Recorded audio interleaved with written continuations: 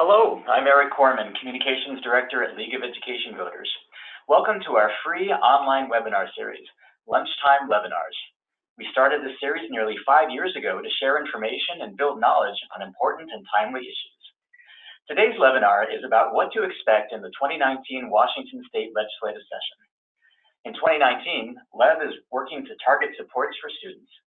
Our speakers today are League of Education Voters Director of Policy and Research, Julia Warth, and Lobbyist Carey. They will give an overview of the legislative landscape, outline the possibilities in 2019 around special education, supportive and safe schools, fair local K-12 funding, high-quality early childhood education, and access to post-secondary opportunities. They will also answer your questions. Julia Warth joined League of Education Voters in 2015. Prior to joining LEVee, she worked as a senior research analyst for the Washington State Board of Education, helped launch the Washington State Charter Schools Association, and worked in public policy consulting. Julia is committed to helping create a school system in which every student has access to an education that prepares and empowers. Julia received her bachelor's in literature and government from Claremont McKenna College in Southern California, and returned home to Seattle for her Master of Education degree from the University of Washington. When she's not in the office, Julia enjoys playing in the mountains and spending time with her family. Carey began lobbying state and local government entities in 1999.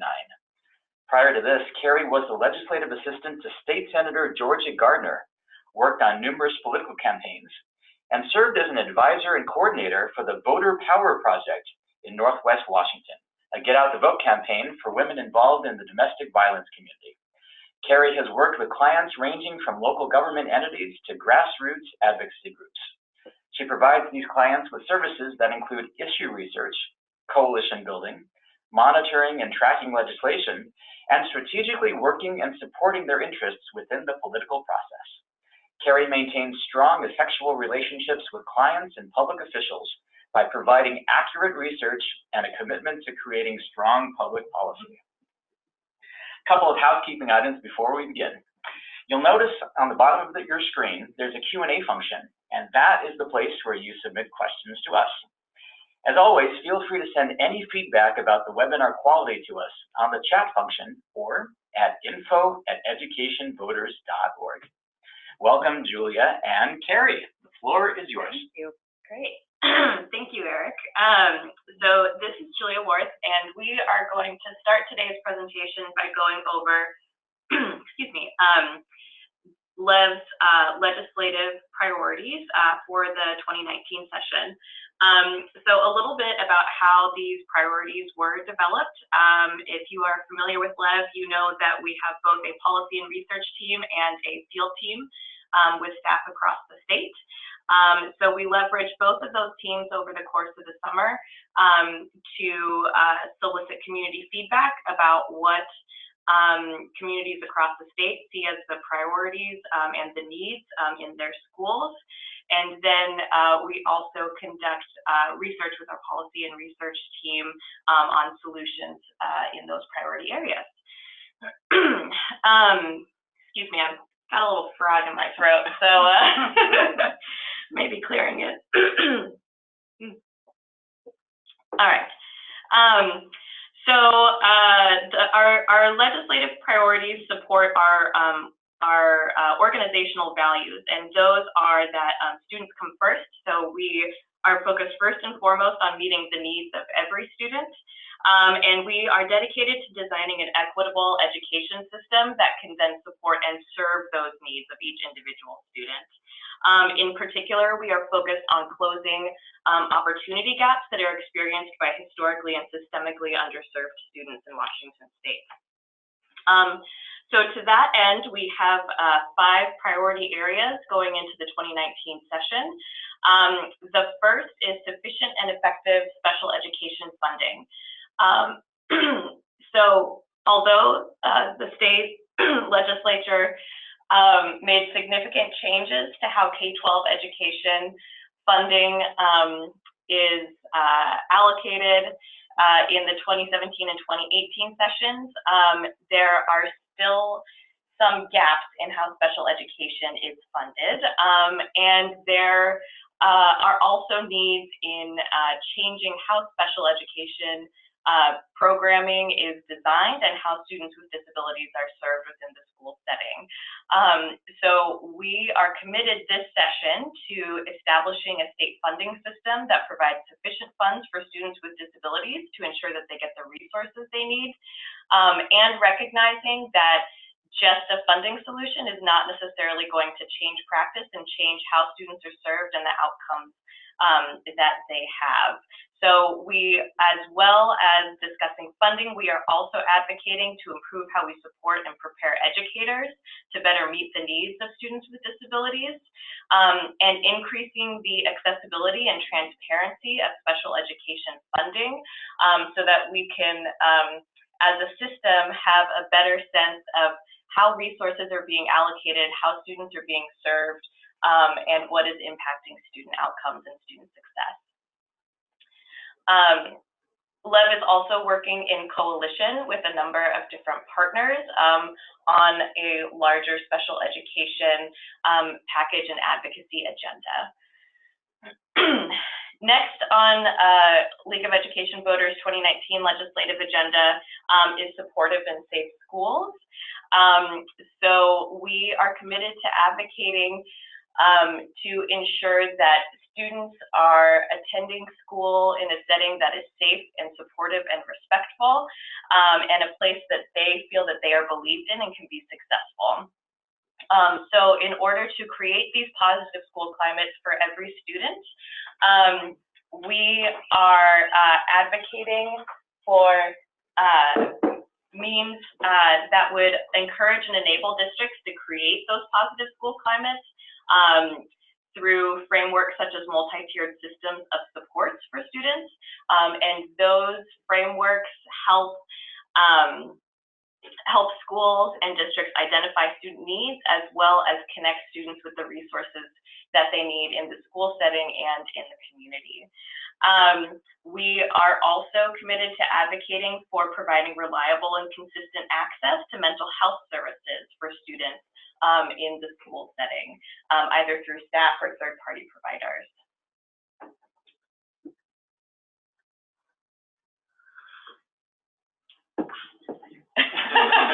I just got a cup of tea, so thank you everybody for your patience. Next on the agenda is fair local K-12 funding.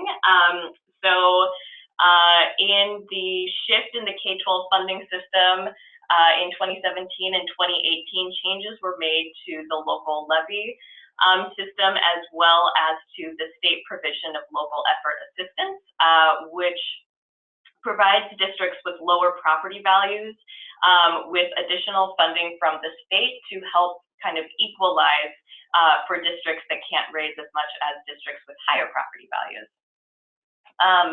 In the 2017 and 2018 sessions, the districts that are eligible for that local effort assistance from the state were capped at $1,500 per student, while districts that do not require that additional assistance from the state are able to raise up to $2,500 per student.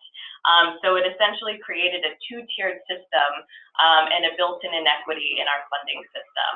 So in the 2019 session, we will be advocating for all districts, regardless of whether or not they receive LEA from the state, to be provided access to $2,500 per student, eliminating that two-tiered system.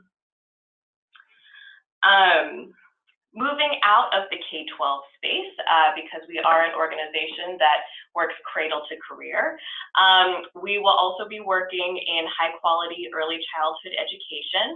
And so our priorities for 2019 are to continue the expansion of the ECAP program, so adding an additional 3,600 slots so that more families can access high-quality early learning opportunities for their students.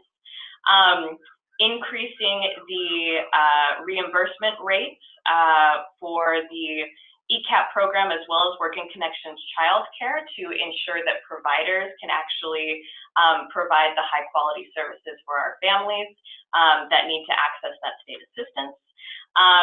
as well as advocating for additional investment in home visiting, which is a proven strategy to improve early childhood outcomes and kindergarten readiness. And last but certainly not least, we will also be advocating around increasing access to post-secondary opportunities. And this is through increasing access to the state need grant. So we will be advocating for full funding of the state need grant to ensure that all eligible students actually receive that assistance from the state, as well as continued funding for the college-bound scholarship. And with that, I will turn it over to Carey Morris, who will let us know how possible all of this is. How possible? Well, first of all, I appreciate so much working with Lev and their policy team, because I am not an expert on these areas, but I'm able to rely on the amazing knowledge and depth of experience that the staff here gives me. My job is a strategist. I understand the legislative process, and I find a path or work with stakeholders to get these agenda items into reality.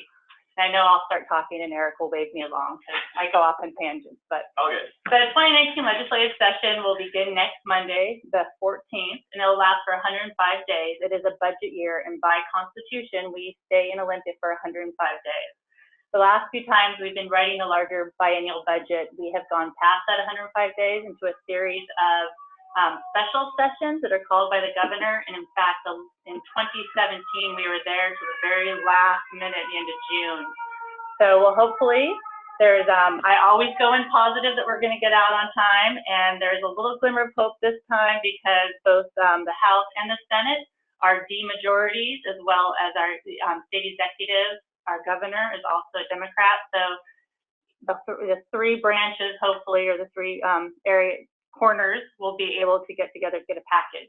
So what will be happening this year is when we go down, as I was saying, the elections brought in a lot of new members.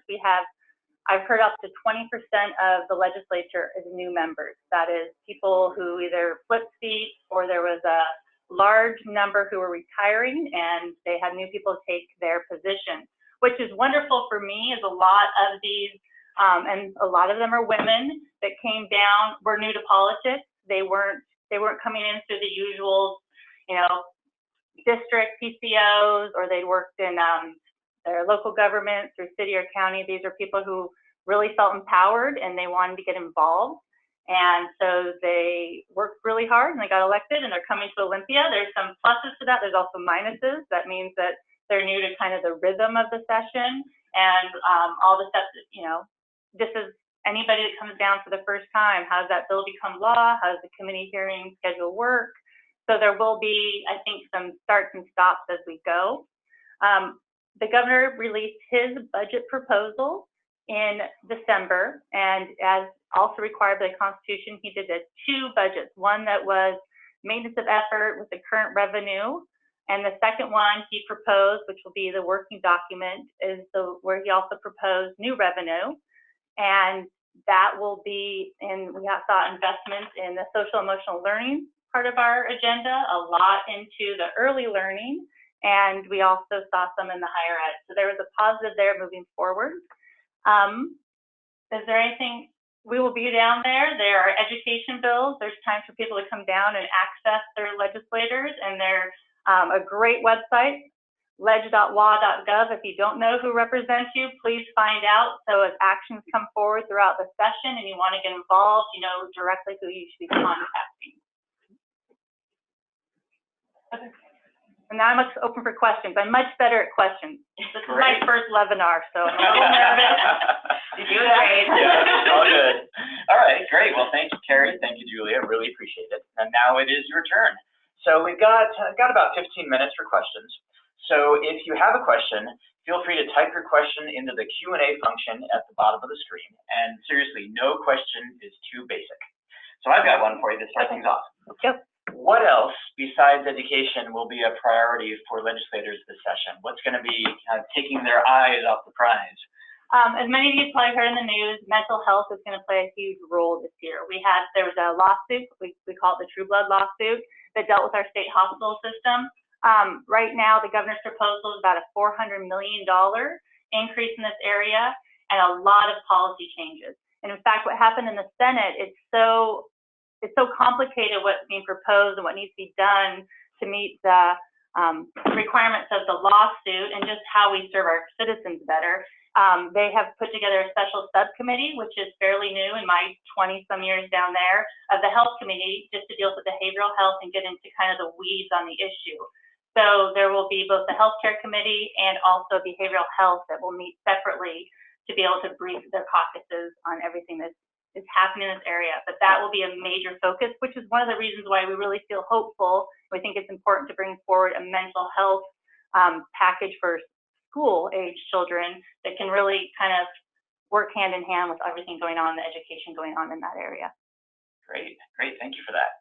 I do have a question that's come in, actually, from one of our audience members, which is, does the League of Education Voters believe that the prototypical school model is equitable from a student need point of view? And if not, what are we going to do to change it? That is a great question. So during the 2017 session, which was kind of the big McCleary session, League of Education Voters, along with a number of partners, was advocating to change the funding formula so that it would be more directed towards student need, to ensure that we had a student-first funding formula. And so we were advocating and exploring options with legislators to target funding more effectively towards student need. Some things that came out of those conversations are things like the high concentration poverty LAP allocation, so that gives additional learning assistance program allocations directly to schools that have over 50% of their student enrollment that qualifies for free and reduced price lunch. We would very much like to see more movement in that direction and see more targeting of funds towards student need. That is where we are hoping the special education funding conversation goes this session. That is part of our longer term strategy for targeting funding based on student need. So we're starting more with special education this session, and we are hoping that that conversation will continue for other student needs as well, going into the 2020 and the 2021 session. Great, thanks, Julia. Got another question about funding for you. How will legislators react to the Seattle levy proposal that pushes funding on the local level beyond the cap as outlined in McCleary? I would hesitate to speculate on legislator individual reactions. You know, I think that it is an interesting situation that the district would be putting the state legislature in. I think that the legislature does recognize that there are some areas of funding where there still need to be investment, such as special education. And I think that it will be a question that legislators are already kind of debating behind closed doors. So I don't know, Carey, if you have any other thoughts on people's reactions. I will not speculate. I do think it's an interesting conversation that's been happening around this issue, and I think levies will continue to be discussed and the best way to serve the school districts and across the state, not just in King County. Do you think there will be a lot of discussion about levies? Because the sense that I'm hearing is that there's fatigue about funding in McCleary, that legislators think that they're done with it. Or do you think they'll dive back in now that there is Seattle putting the issue front and center again? I think that what Julia was saying is correct. I think that there's areas that they want to make investments in, that they feel that they could make an impact, not just in the King County area, but really across the state, like the special ed, which I think there's 2 bills dropped already. Both the Senate has dropped their bill, and by Senator Wellman and Representative Dolan dropped a kind of a bare bones version of a special ed funding bill that I think will be expanded as we're trying to figure out the proper way to address the issue. but of course, there's a fatigue on a lot of things down there, but they still come up, and I think levies will be discussed. We'll see some action, some conversation. Great, thanks. I've got a question about mental health. So what opportunities do you see to advocate for more funding for mental health counselors in schools? I think it's a great conversation to be having this year, and I think it is happening. We've been involved with a stakeholder group and or coalition to start developing this process, not just making sure we have more counselors, not just in high school, but all the way down from K through 12, that they actually get to spend more time with the students, also setting up a system where those counselors are more of assessment area, and we're able to find and access out of school or sometimes even on the campus mental health help using community providers. So that's all in discussion. OSPI did put forward quite a large package, over $100-some million to be used for counselors, nurses, and we will support that and maybe even look at ways to expand it if necessary. But this is, I think, an important conversation. I think school violence and school safety plays into that, and also just making sure we're creating an environment where kids can thrive. And part of that is mental health. It's physical, mental health, and also making sure their brains are safe and sound. I just went off on a tangent. That's a good job. Yeah, actually, the same person had a follow-up question, which is, are there organizations that League of Education Voters is partnering with on this issue? Oh, quite a few. I mean, so I'm trying to think of who sits around that table. We've been working with several of the legislators, and University of Washington, Partners for Our Children, Campaign for Our Children, the National Alliance for Mental Illness, the Washington chapter. There are a couple of ESD staff that have attended meetings from ESD 113 down in Tumwater, and the Spokane area, ESD 101. UW, you've already mentioned. OSPI staff have been involved in conversations. Mental health professionals from the community that have been sitting down. Yeah, it's quite an extensive group, and the suicide group. Oh, Chad's Legacy Project, which is a suicide prevention organization.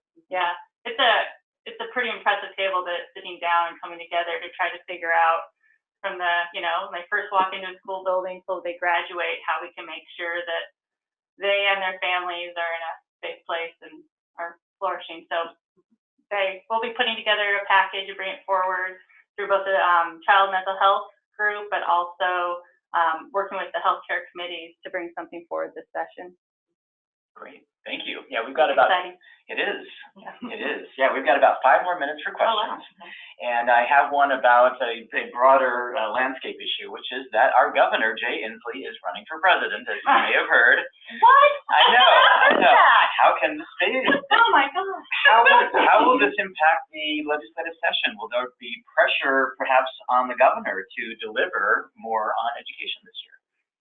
I don't know if there's any pressure to deliver more on education. I think what we've already seen through his budget proposals with a large revenue package that I think will be difficult for the House and the Senate to maybe be able to pass. So he's already raised a lot of expectations with the revenue package, which is his job to put the high water mark up there. But there are some programs that, that maybe he's seen how they play more on the national landscape and maybe what's needed right here in Washington State. But yeah, it's exciting. It's exciting because we've got some amazing things happening in the state. Both, his platform is going to be climate change and some of the environmental things, but what he's done in early learning, he just had his large rollout there on the universal home visiting. And I think special ed will play into there. I think there will be areas where we will get him more active than maybe he has been able to be in the past. Great, thank you. That was my positive response. Yay! Great. And orcas. And orcas. And there'll be a lot about orcas. Orcas in school. All right, I have a question about homelessness, actually. Do you know if there are going to be any initiatives about supporting students who come from a background of homelessness this session? Well, I know starting in the early learning side of things and maybe going up from there. In early learning, there will be looking at the Working Connections childcare about reauthorization instead on a 4-month, being able to, for those families who are experiencing homelessness, giving them a full 12 months. So before they have to look at reauthorization so that they don't have to abide by some of the criteria, give them some time there, which is going to be a huge relief. I know that several groups are bringing forward some bills, and I haven't seen anything specifically, just knowing that it's on everybody's radar.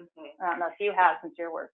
Yeah, I have not seen anything specifically addressing homelessness, but conversations around the multi-tiered systems of support and other frameworks for identifying student and family need would include homeless supports as well. And so it may be that it would be part of a larger package of student support. Great, thank you. I have a question about the national scene. I don't know if either of you know anything about that, since obviously your expertise is on the state, but I do have a question about our Congress people and whether or not there's anything going on in Washington, D.C. And granted, it does somewhat go concurrently with our legislative session that begins on January 14th, but is there anything happening in Washington, D.C. that might impact education locally in Washington State that we should be paying attention to? Nothing's happening on a federal level. Very quiet.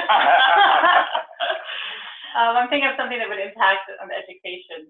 I can think of other areas, but not in terms of congressional impact, but the Department of Education, the Secretary has recently, I guess rescinded might be the right word, of the Obama era regulation, or guidance rather, not regulation, around reducing disproportionality in student discipline. I think that there was some concern on the national level on what that would do to states' efforts to reduce disproportionality in discipline. We are really appreciative of Superintendent Reichdahl, who came out very strongly and said this is not going to impact our state efforts, and we are going to continue to push forward in our policies and efforts to reduce disproportionality based on race and special education status and other student categories, reducing that disproportionality in suspensions and expulsions across our school system.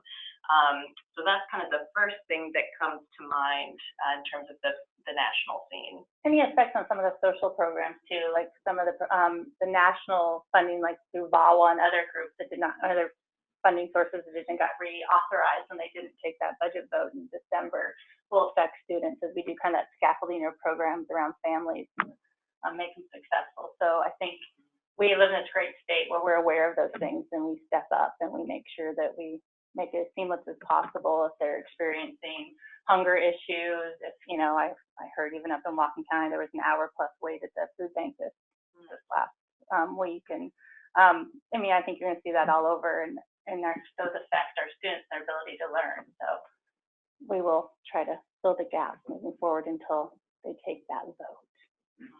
Great, thank you very much. And we have time just for one more question, and that is, what does the revenue forecast look like moving forward? I mean, we did get a revenue forecast that said what we have to work with moving forward, but is there enough revenue at play to get everything done that we want to get done this coming session? What should our expectations be around available revenue for what we want to accomplish?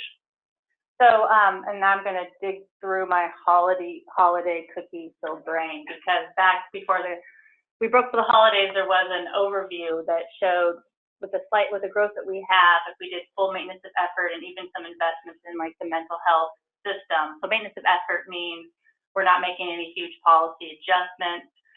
There was, even in that package though, there was some talk about working connections in early learning rates and an ECAP.